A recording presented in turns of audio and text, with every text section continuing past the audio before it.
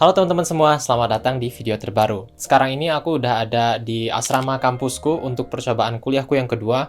Dulu aku sempat juga kuliah di Indonesia selama kurang lebih 2 semester, dimana pada saat itu aku merasa aku banyak sekali membuat kesalahan. Dan untuk percobaan kuliahku yang kedua ini, aku pengen belajar dari kesalahan-kesalahan itu, supaya nanti kuliahku yang pertama hasil belajarnya jadi lebih bagus, kemudian yang kedua, aku juga jadi lebih enjoy ngejalaninnya.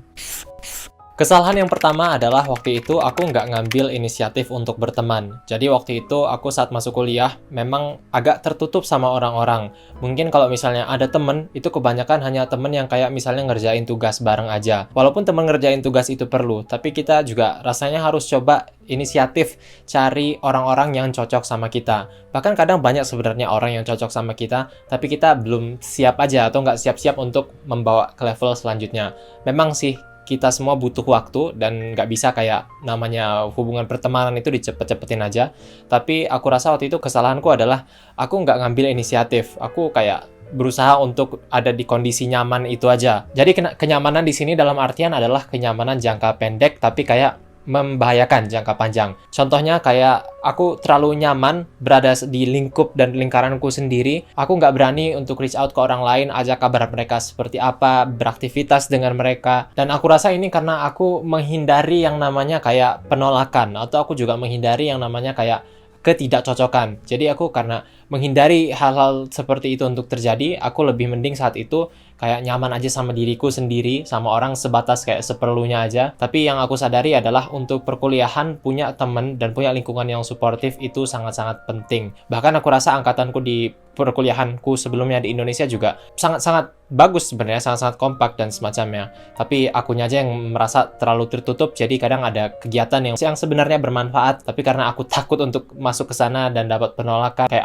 aku overthink tentang pendapat orang lain, jadi akhirnya aku kayak ya nyaman sendiri aja. Dan pada akhirnya ini benar-benar sangat tidak baik untuk kehidupan perkuliahanku, karena pertama di kelas jadi agak sulit juga kalau misalnya mau minta bantuan. Kemudian juga di luar kelas ketika kita menghadapi hal-hal atau tantangan lain di kehidupan perkuliahan yang nggak semesti tentang belajar dan semacamnya, itu juga jadi bingung. Jadi di percobaan kuliahku yang kedua ini, aku bakal coba ngambil lebih banyak inisiatif dengan ikut kegiatan-kegiatan yang disusun oleh teman-teman, atau kalau misalnya ada event, coba cari yang kira-kira aku cocok, dan kalau misalnya sedikit aja cocok, mungkin beraniin diri untuk ke sana daripada nunggu sesuatu yang sempurna baru aku iyain. Kemudian kesalahanku yang kedua adalah aku nggak memperhatikan silabus dan nggak tahu gimana cara memperlakukannya. Jadi aku waktu masuk perkuliahan waktu itu, aku masih punya mindset anak SMA, dalam artian bahwa ya kita bakal disuapin atau kita bakal kayak tinggal datang aja ke kelas, kemudian nanti ikut kelas, kerjain tugas, kerjain ini, kerjain itu,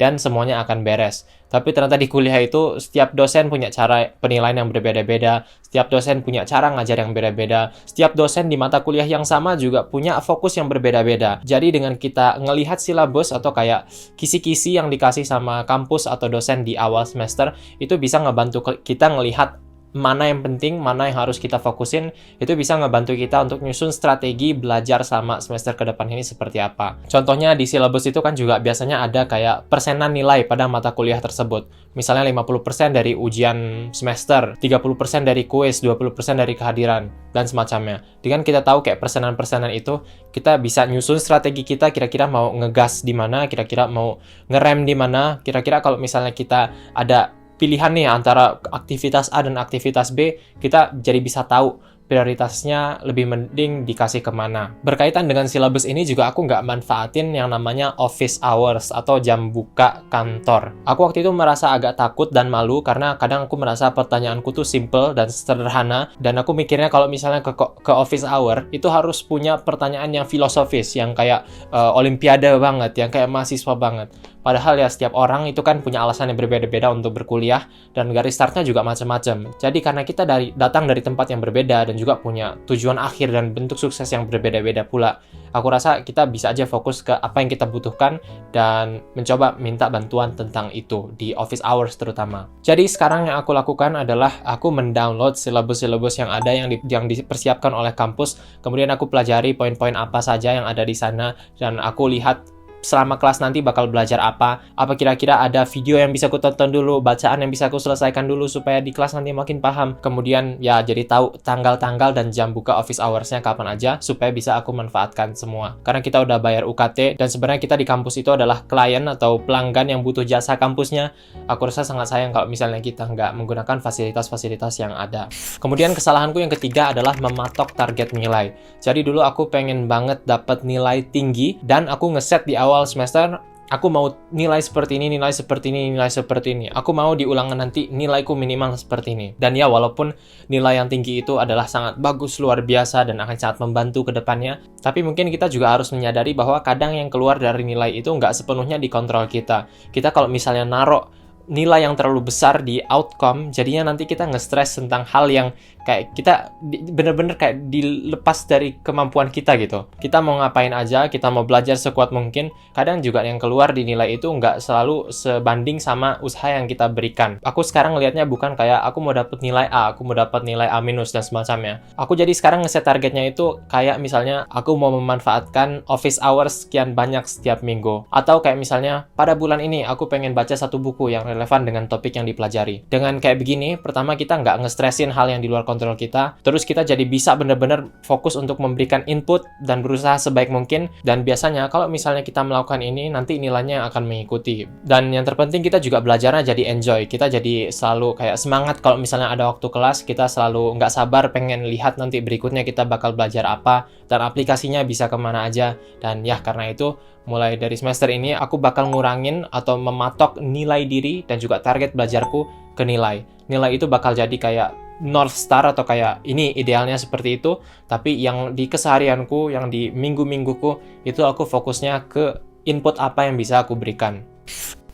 Kemudian kesalahanku yang keempat adalah aku nggak meminta bantuan. Jadi di awal semester waktu itu aku gengsi. Kita semua mungkin punya alasan yang berbeda-beda soal gengsi ini seperti apa. Tapi waktu aku tahun 2020 kemarin itu, aku termasuk orang yang kayak suka banget ngebahas soal di media sosial, dan aku suka nge-upload video soal tips-tips belajar dan semacamnya. Tapi pas aku waktu itu masuk di kampus, loh kok orang pinter-pinter banget, kemudian aku jadi nggak bisa jawab apa-apa. Kemudian aku kayak merasa ini aku kayak penipu jangan-jangan di internet ya. Ada perasaan-perasaan seperti itu. Tapi ya lagi-lagi aku di saat itu melupakan bahwa setiap orang itu punya garis start dan juga target yang beda-beda dalam belajar dan berkuliah.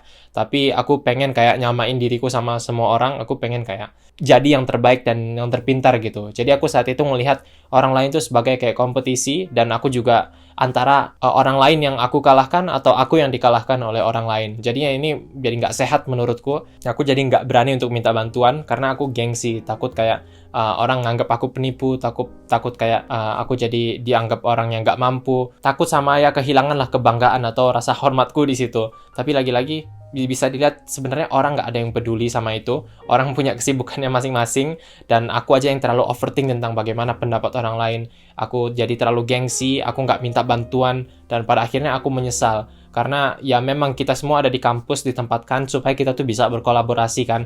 Lagi-lagi kita udah jadi pelanggan di kampus, tapi kita nggak memanfaatkan fasilitas itu. Fasilitas yang diberikan kayak misalnya kampus itu juga sangat baik dalam memberikan kayak koneksi dari mahasiswa satu ke mahasiswa lainnya. Dan dipikir-pikir menurutku kayak dari minta bantuan itu juga kadang-kadang yang bisa menyambungkan kita ke orang yang cocok sama kita, dan gak mesti cuma cocok di dalam kelas saja, tapi juga di luar nanti bisa jadi kayak teman yang selalu saling support gitu. Jadi sekarang yang akan aku lakukan adalah kalau misalnya aku ada kesulitan tentang sesuatu, entah tentang kelas atau tentang kehidupan selama di kampus, aku bakal reach out, minta bantuan, manfaatkan fasilitas kampus, bertanya dengan teman-teman yang ada, supaya yang pertama masalahku selesai, dan yang kedua siapa tahu dengan cara ini aku bisa terhubung dengan orang-orang hebat dan orang-orang yang cocok sama aku. Kemudian kesalahan yang kelima adalah kurang tidur.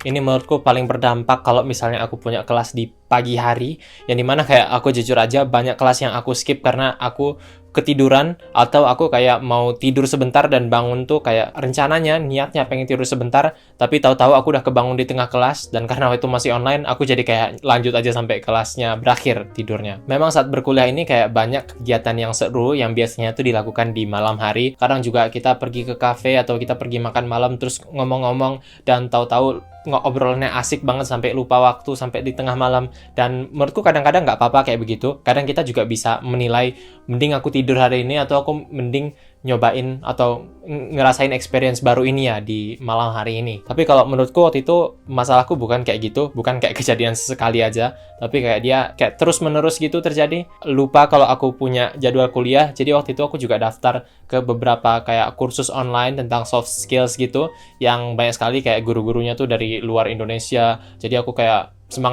lebih semangat untuk ikut itu kadang daripada ikut kuliah. Jadi kadang jam tidurku juga jadi kacau. Apalagi kalau misalnya di Indonesia yang suka nonton bola, itu Liga Inggris kan biasanya agak malam.